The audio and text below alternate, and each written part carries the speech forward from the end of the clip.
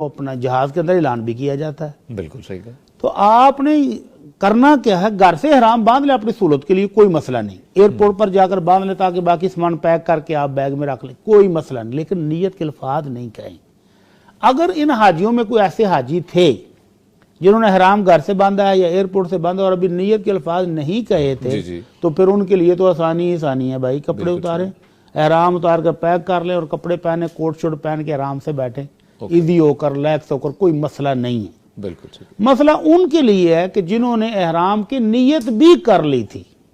ہاں, اگرچہ یہ نیت میقات سے پہلے کرنا بھی درست نہیں ہے, لیکن انہوں نے کر لی تھی. اب ان پر پابندیاں احرام کی شروع ہو گئی تھی. ہاں بالکل ایسے.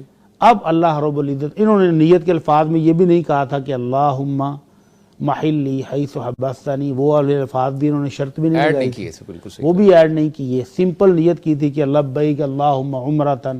تو اب ان کو فدیہ دینا پڑے گا.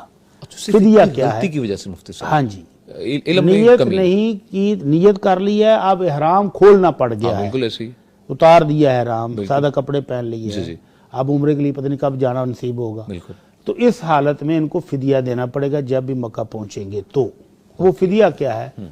حضرت کعب بن عجرہ رضی اللہ تعالی عنہ کہتے ہیں کہ دوران سفر میرے سر میں جوئیں پڑ گئیں, اور اتنی شدید پڑ گئیں. لمبے لمبے سفر ہوتے تھے, کئی دنوں کے, کئی ہفتوں کے, اور ایسے ایئر پلین والے سفر بھی ہاں سفر بھی نہیں تھے. جی بالکل. اور گرد و غبار پڑ کے سر پہ, تو وہ جوئیں پڑ گئیں.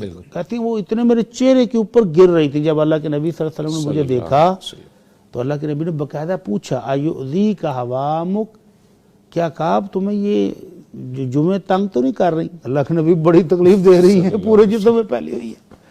تو آپ نے فرمایا پھر تم ابھی بال اپنے کٹوا لو, منڈوا دو, جمعوں سے خلاصی لے لو, لیکن اس کے بدلے میں تمہیں فدیہ دینا پڑے گا.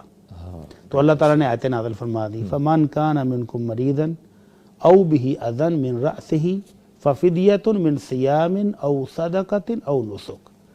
کہ جو بندہ بیمار ہو جائے اور احرام کھولنے کی ضرورت پڑ جائے, یا اس کے سر میں کوئی تکلیف ہوگی, بال کٹانے کی نوبت آ جائے, تو احرام کی پابندیوں سے نکلنے کے لیے اس کو فدیہ دینا ہے. یا تو وہ فدیہ ہی دینا ہے, یا تو 3 روزے رکھ لیں, یہ بھی فدیہ کی قسم ہے. اچھا یہ بھی آپشن ہے مفتی صاحب؟ 3 آپشن اللہ نے دیے, 16 کی صورت ہے. سبحان اللہ سبحان اللہ. پہلا آپشن یہ ہے کہ 3 روزے رکھ لیں. اوکے بالکل ٹھیک ہے. دوسرا, ہاں ہر جو بھی اس کے اندر یہ تقسیم نہیں ہے نا شیخ کے کوئی امیر غریب؟ نہیں کوئی نہیں. اچھا اللہ تعالیٰ نے سہولت دی ہے. سبحان اللہ.